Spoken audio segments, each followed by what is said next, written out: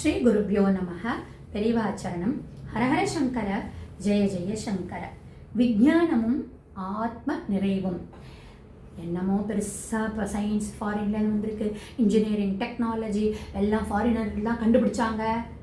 நோன்னு ஒவ்வொன்றா புட்டு புட்டு வச்சுட்டுருக்கா.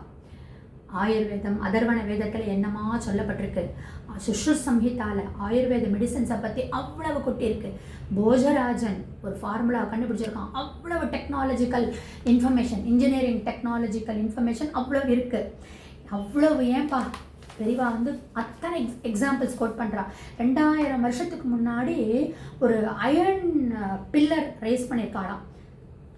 டெல்லிக்கு போனேன்னா குதுப் மினாருக்கு பக்கத்தில் இருக்கக்கூடிய அந்த பில்லர், ஒரு அயர்ன் பில்லர், இன்னைக்கு வரையிலும் ஒரு ரஸ்ட் கூட ஃபார்ம் ஆகலப்பா. அப்படின்னா அது என்ன விதமான டெக்னாலஜியில் அது பண்ணியிருப்பா? ஒரு ஒரு சர்ப்ரைசிங்காக இருக்குங்கிறா பெரியவா.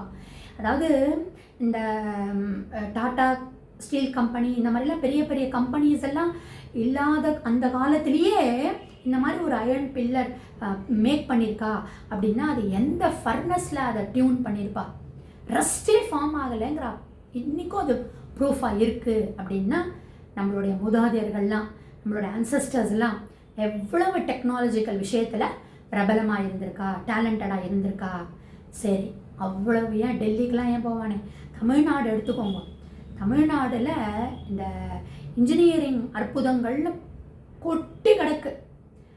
பல நூற்றாண்டுகளாக இந்த கல்லணை அப்படிங்கிறத எப்படி பண்ணினா அப்படிங்கிறது இன்னைக்கு இருக்கக்கூடிய இன்ஜினியர்ஸுக்கு ஸ்டில் ஒரு பெரிய ஒரு சர்ப்ரைசிங் ஃபேக்டராக இருக்குது அப்படிங்கிறா.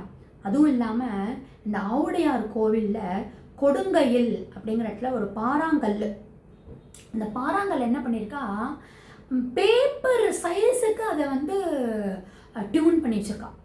அதாவது ஒரு இவ்வளோ பெரிய பாறாங்கல்ல பேப்பர் அளவுக்கு தின் மெட்டீரியலாக பண்ணி வச்சுருக்கா அப்படின்னா ஆவுடையார் கோவிலில் கொடுங்கையில் அப்படிங்கிற இடத்துல பண்ணியிருக்கா அப்படின்னா எந்த இன்ஜினியரிங் மூளை அவளுக்கெல்லாம் இருந்திருக்கு? இதை விட பெருசாக இருந்திருக்கு அப்படிங்கிறதுக்கு தானே ப்ரூஃப் அது. இன்னொன்று சொல்கிறா, திருவேழிமிழலை அப்படிங்கிற இடத்துல வௌவாலொட்டி மண்டபம் அப்படிங்கிற ஒரு மண்டபம் இருக்குது. அந்த மண்டபத்தில் ஒரு ஆர்ச் கட்டியிருக்கான், ஒரு ஆர்ச் மாதிரி கட்டியிருக்கான். அது அவ்வளவு டெக்னாலஜிக்கல் மெத்தடாலஜியில் பண்ணியிருக்காளாம். பயங்கரமாக அந்த ஆர்ச் இருக்குது. அது அப்படியே அந்த இன்ஜினியர்ஸ் இன்றைக்கி இருக்கிற இன்ஜினியர்ஸ் எல்லாம் அப்படி ஸ்டன்னாகி பார்க்குறா. தஞ்சாவூர் பெரிய கோவிலில் இருக்கக்கூடிய நாட்டிய சிற்பங்கள், சிதம்பரம் நடராஜர் கோவிலில் இருக்கக்கூடிய நாட்டிய சிற்பங்கள்லாம் டாக்டர் பத்மா சுப்பிரமணியம் அவள்லாம் ரிசர்ச்சுக்கு எடுத்துக்கிறா. அப்படின்னா அந்த சிற்பத்தினுடைய போஸ்டர்ஸ்லாம் எப்படி பண்ணியிருப்பா, எவ்வளோ அழகாக பண்ணியிருப்பாளா இருக்கும் இல்லையா? அதே மாதிரி இந்த சித்தர்கள் இருக்கார் பாருங்க, அவளுடைய சித்தர்களுடைய பாடல்களில் வைத்திய முறைகளை பற்றினுடைய நேம்ஸ் எல்லாம் அவ்வளவு கொட்டி இருக்கு. நம்மளுக்கு ஒன்றுமே புரிஞ்சுக்க முடியாத அளவுக்கு அவ்வளவு இருக்குது, பியாண்ட் அவர் அண்டர்ஸ்டாண்டிங். அவ்வளவு சித்தர் பாடல்களில் இருக்குங்கிறான். இதெல்லாம் இன்ஜினியரிங் டெக்னாலஜியை பற்றி சொல்கிறான். சரி, அஸ்ட்ரானமியில் எவ்வளவு ஸ்காலராக இருந்திருந்தா இந்த நாள் அமாவாசை, இந்த நாளில் சூரிய கிரகணம் வரப்போகிறதுங்கிறத பஞ்சாங்கத்தில் குறித்து வச்சுருக்கா அப்படின்னா எவ்வளவு துல்லியமாக குறித்து வச்சுருக்கான்னா அவள் எவ்வளோ டேலண்டடாக இருந்திருக்கும். ஆர்ட்ஸு, சயின்ஸு, சாஸ்திரங்கள் எல்லாம் நம்ம இந்தியாவில் நல்லா க்ரோவாக இருக்குது. சயின்டிஃபிக் டெவலப்மெண்ட்டுன்ற பேரில் அணுகுண்டு கூட தயாரிச்சிட்டோம் நம்ம. அந்த அணுகுண்டு தயாரித்து எவ்வளோ ஒரு டேஞ்சரஸ் பொசிஷனில் நம்ம இருக்கோம் இல்லையா? அப்போது இப்படிலாம் ஒரு டேஞ்சரஸ் திங்ஸ் ஹேப்பன் ஆகக்கூடாது அப்படிங்கிறதுக்காகத்தான் இந்த மாதிரி ஃபார்முலாஸ்லாம் நம்மளுக்கு மூளைக்கு பியாண்ட் வச்சுருக்காளோ பெரியவா சொல்கிறா. அதை இந்த மாதிரிலாம் நம்மளுடைய மூளையை எல்லாருக்கும் எல்லாம் தெரிஞ்சுடுத்து அப்படின்னா என்ன பண்ணுவோம், அதை ராங்காக தானே யூஸ் பண்ண ஆரம்பிப்போம். இந்த இலைமறை காயாக சொல்கிறதுங்கிறது ஒரு பியூட்டியாக தான் இருந்தது.